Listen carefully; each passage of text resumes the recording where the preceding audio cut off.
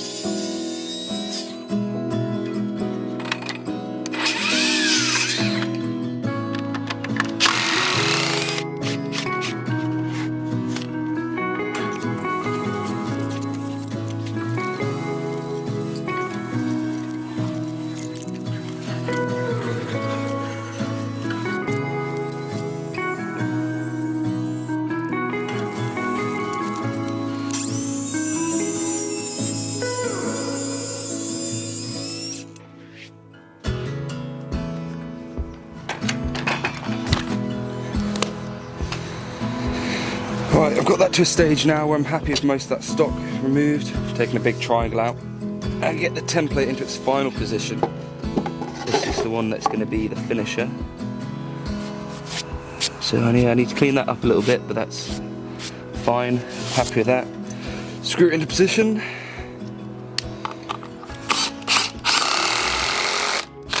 Do not want that template moving. That could be a game changer, I think. Oh. Green oak is just absolutely beautiful. It's one of those timbers that everyone that I know as a carpenter loves working with. And it's, yeah, old school and beautiful. I'll clamp that on.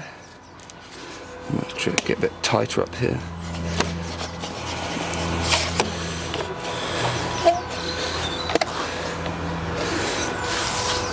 So I've gotten to a stage now where I can follow the template and do my straight cuts. So take a bit more stock out, get to a good position. Don't want to rush anything at all. I want to just do everything slowly, precisely, and as best as I can. Rob earlier mentioned Carl, who was Robin's old apprentice years ago, and he recently done some fascia, some softwood fascia, and it's the stuff he's done with it is absolutely beautiful. And I look at that stuff and it's quite intimidating. I think, God, this is Robin's old apprentice and he's doing this beautiful, beautiful stuff, and I want to do that. I want to do that. So this is a start to that, I suppose. Yeah, I'm just very grateful to be able to, given the opportunity. You know, this is a working day. This is a proper day on site. So very thankful for the opportunity. I'll stop talking a minute and just crack on.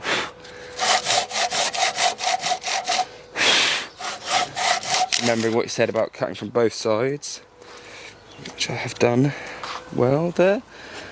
So now I think I'll just start doing some of my intermediate cuts. I think the trick with this is you can get away with doing quite a lot of these. You know, the more the merrier. I think there's more marks for you to go to, easier to pair it off. So I think I'm going to do a few more than Rob did, because my confidence isn't quite there, but I don't think it's going to be a bad thing.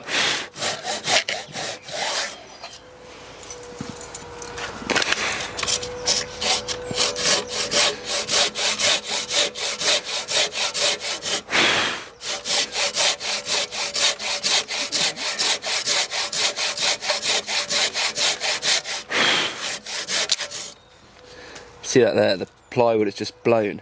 I just caught the edge of it with my saw. But I haven't actually cut into it, so that's alright. Move Rob's one over a bit. Just have a bit more space.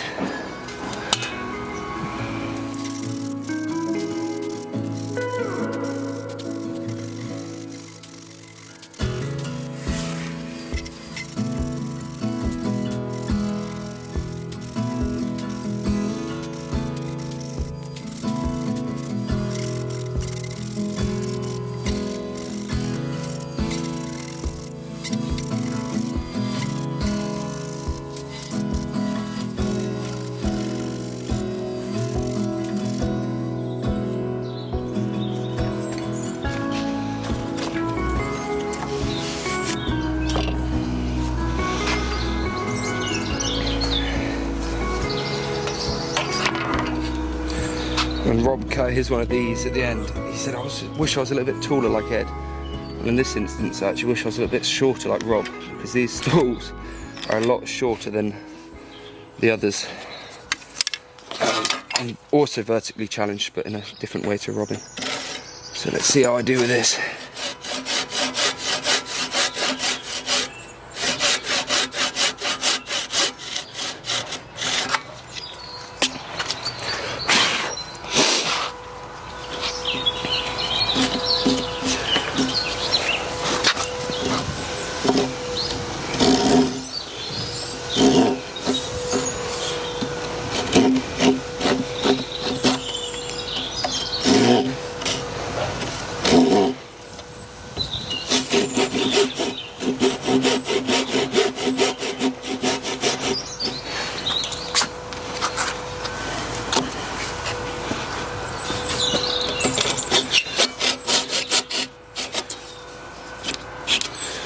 Turn this over. I'm impeding myself. Oh.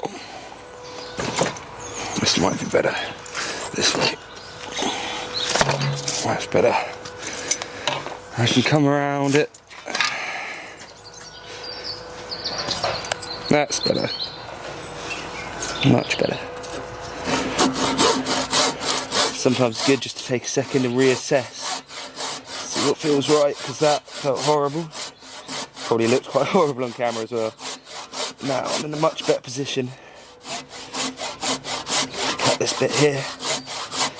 This is an important bit, because this is, you know, it's not changing, this cut. So make sure this cut's good.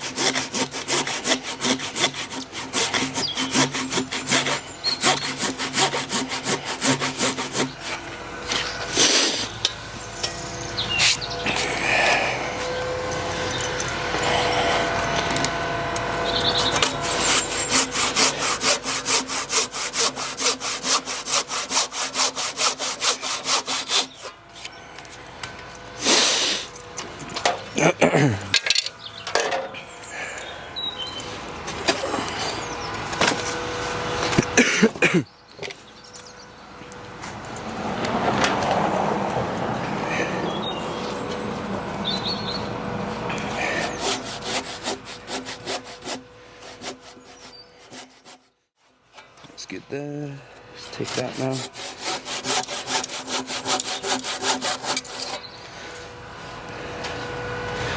Hanging on by a thread somewhere.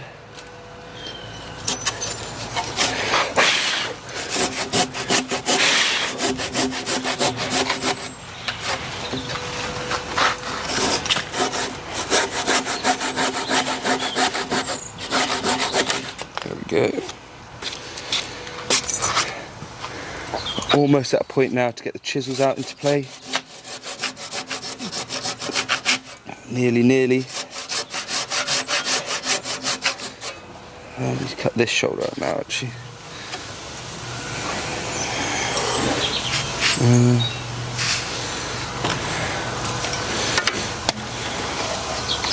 Get this out of the way.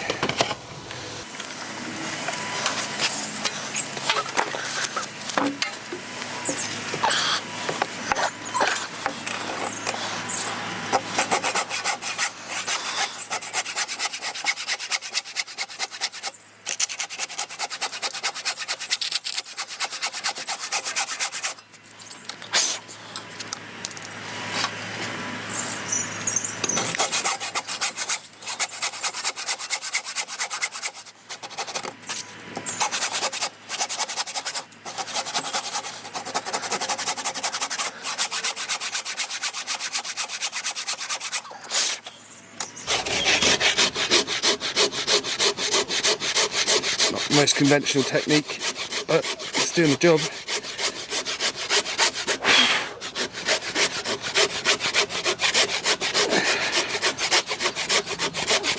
Oh, I get the arms burning. Better than the gym, this.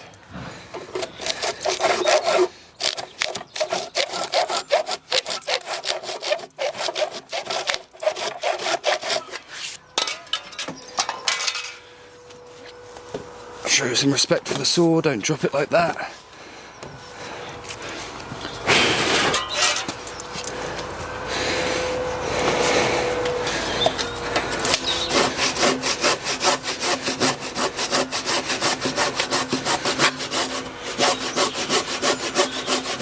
It's amazing with the plywood, you can just, it's a different feel, you can hear it starting to hit or touch, you know, to ease off. No, that's enough, and that's off, and it's not perfect, but it's not terrible. We can work with it, make something happen with that. Now let's bring the chisel into play. I've got a few chisels. I'm an avid fan of chisels. I like a collection of chisels, so I've got this new one my lovely mother-in-law bought for me. Well, she did buy it for me, but I did request it. It's this lovely, I think it's Arno from France. It's supposed to be for jobs like this. It's a complete bit of steel, tang all the way through, and hopefully it will serve me well in this job. I've got a few others. I've got some double cherry ones as well. I'm going to use Robin's hammer because mine is a lot lighter and it's titanium, and titanium is not recommended for use against steel. I don't like it, so avoid that at all costs. Just trying to remember what Robin said about going the right way with the grain. Just taking little bits off, little bits, working to the middle, then coming to the other side and working to the middle of that one as well. Just ease it off little by little.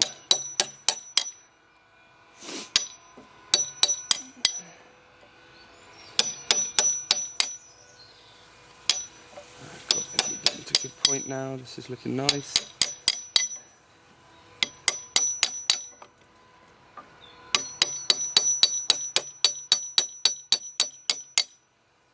I mean, this is really bringing the craft back to what it's all about.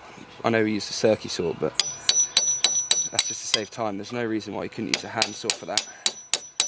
And maybe the next one I do, I'll definitely use a hand saw and do the whole thing without an electronic tool.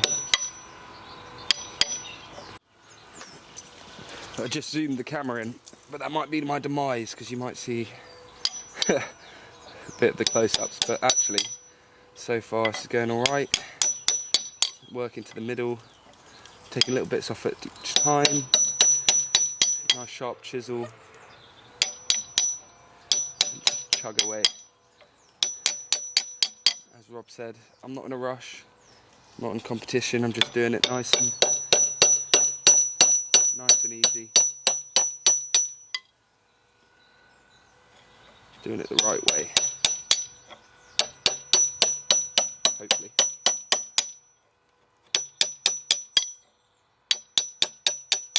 It's amazing how wet this timber still is, because it was sitting out. It's been sitting out for a fair few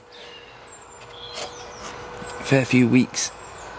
But you can just see how it retains the moisture so nicely.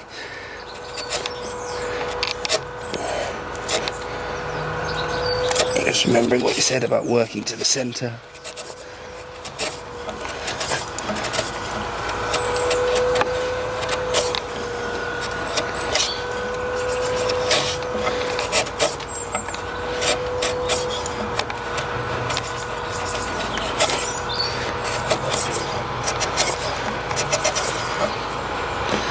Trying to get rid of those saw marks, make them disappear.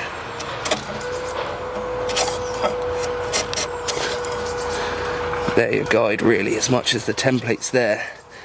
When you get to the middle, there's no good having a template because you can't see the depth you need to be at. So having those saw marks is perfect. You obviously probably know that, but I'm just talking out loud now.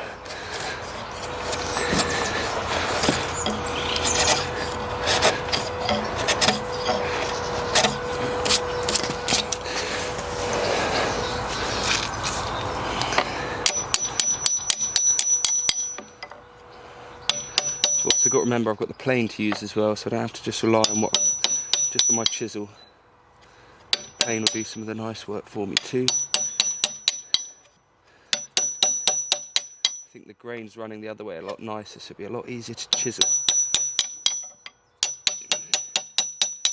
I'll get as much as I can on this side, work into the middle.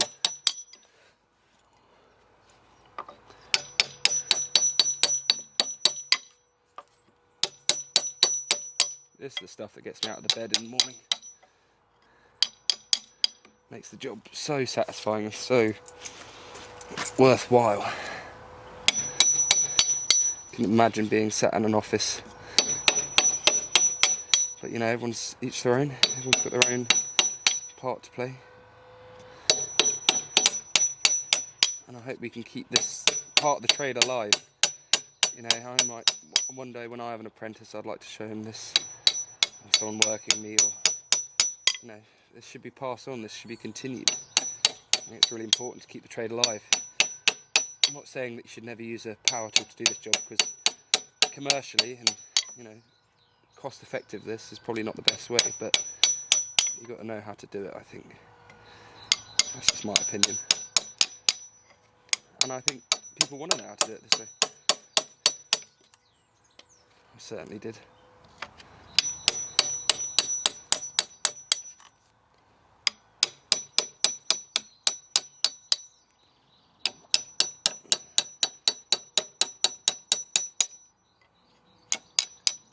Really enjoying this chisel.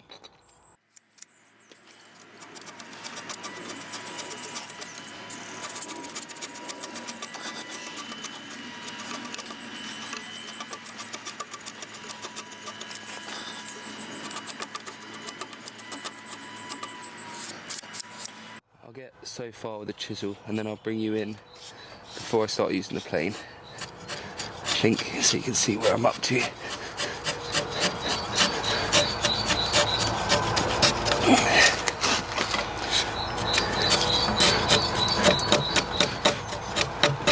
The grain's running a lot nicer this way, it's making the job a whole lot easier.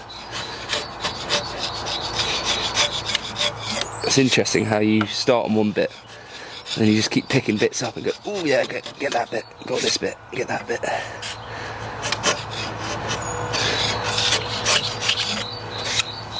But I'm pretty happy with where I am with the chisel.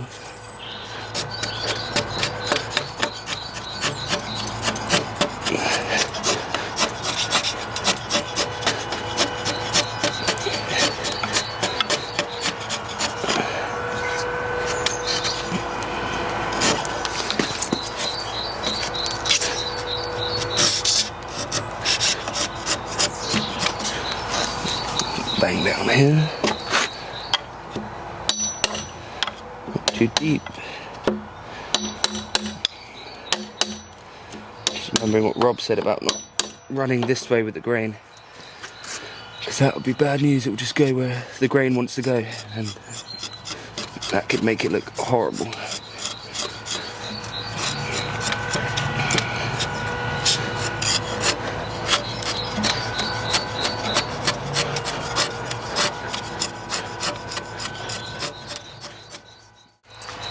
This is where I'm up to with just the chisel. See, obviously this bit's bellying out a bit. We're getting somewhat some kind of shape. But I'm going to bring the hand plane in now to play, to take out some of that fat. You know, it's getting there. These lines, I might have potentially gone too deep with the saw marks, but I'm sure it'll be fine.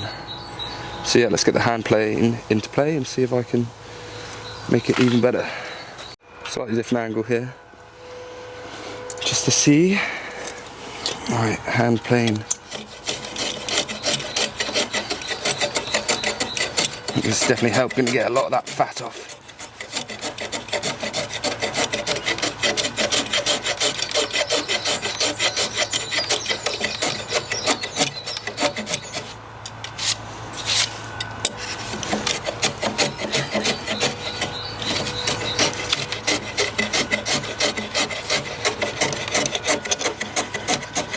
You'll be wondering what this is on my hat. It's the microphone receiver. Not a new fashion craze.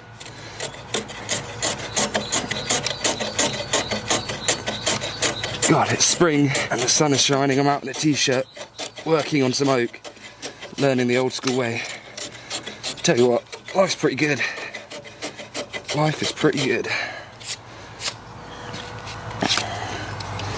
So now here I'm losing some of those saw marks, which is where I want to be, which is good. Getting somewhere. I think from what I've learned thus far, just take your time, little bits off, you know. You can always take away more, you can never add.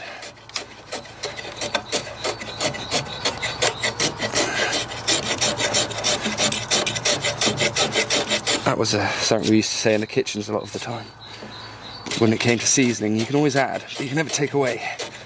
And I think that's transferable definitely to this.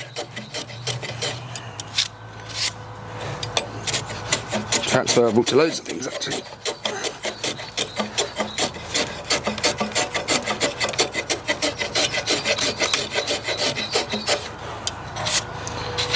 I think I could be a bit braver with the chisel down here. But up here, come from the other side now. That's looking pretty good.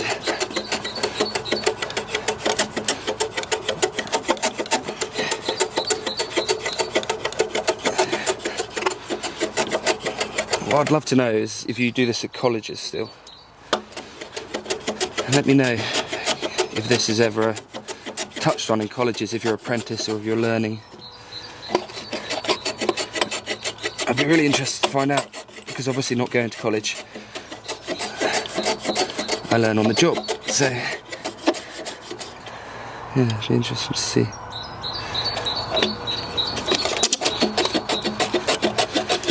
Shoulder plane would be nice for up there. Get my hands on one of those.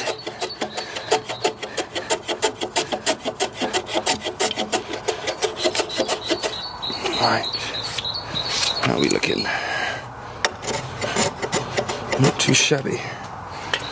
Put my smaller chisel into play to see if that does anything different. See if that's a bit. Oh, that's nice and sharp. Yes. It's a lot finer, this one, so it's more for the delicate stuff. But I'm going to be a bit braver here and remove some more stock.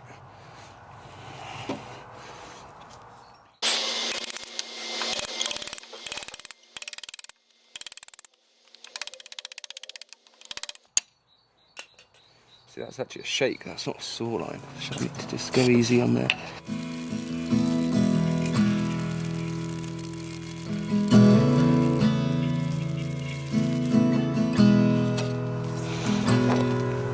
See, I've just broken a rule there. That was a golden rule.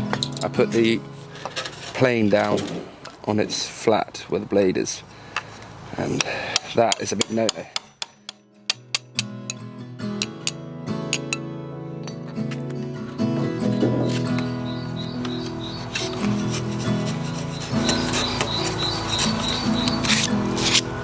Shaping a few of these saw cuts went a bit deep, but I haven't marked the plywood, so maybe not. We shall see. It amazes me that we can use straight, flat, sharp tools to make something curvy. This is pretty brilliant.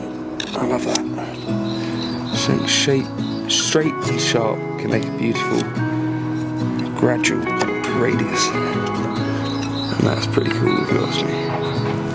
That was not what I was supposed to do, cut like that.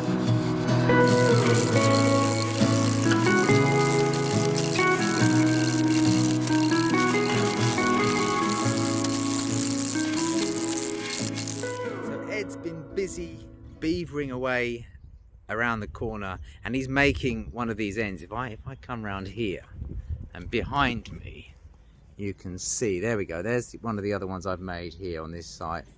There it is there. So you can see it's an ovolo shape, and it just looks amazing when you see it in the, you know, position. So let's go and see exactly how he's getting along. How are we doing? Nearly there, mate. Yeah? Yeah, not a million miles off. Chatting to myself as I go. Yeah? Well, it's looking a bit special, that, mate, isn't it? Yeah. That's looking good. So what do you think? Hey, are you enjoying it? Yeah, massively. It's such a nice thing to do. Don't you think? I'm just so glad we had the time on this job to actually do it, because once you've done this, it opens up a whole load of opportunity to make things in the future, because you would never think that this is the way you'd make a profiled end, would you? You wouldn't think, you know, people might think, oh, just get a jigsaw out. No, you can't do it with a jigsaw. You might, you know, even a bandsaw, you try pushing this 3 meter long beam in and out of a bandsaw, you have to be using a portable bandsaw, a router, but then you still got to finish it off as well. So this is, as far as I'm concerned, one of the nicest ways of doing it, and obviously the more you do, the quicker you get. All done? Yeah. Brilliant. I think so. All right, let's, the big reveal. I want to see how it looks. So do I. This is the all-telling part. As I was saying to you, I could just be there for hours, couldn't you? There's got to be a point where you go, stop now, otherwise it's just going to go too far. Exactly. This is it, the first ovolo of my career as a carpenter. I mean, it's pretty good going. How's it look? Yeah, perfect. Why don't we put them both together now? Why don't we put my one and your one together and see how they look as a pair? That's okay. Really nice. I think that's lovely, isn't it? That's pretty good going. Not bad for a boy. Be right when the real chippy gets there. All right, let's. Should we have them the way they're supposed to be? Yeah. You're on the left-hand side, Yeah, aren't you? so I'm on the right. I'm on this side. You're on that side. So it doesn't matter any for now. But Right. I think we'll put them both on the stools together. Pop them about there, parallel. That's it. That to you a tiny bit. That'll do. The master's apprentice.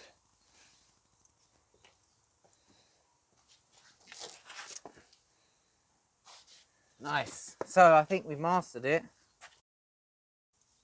We should put them right next to each other now. See how close Right, they are. yeah, so put them right next to each other and see how good they are.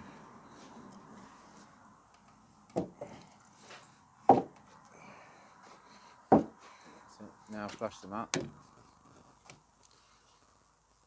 Okay. Now, this is always the test, isn't it? Because obviously they would never be positioned side by side, but I would say that they are really good.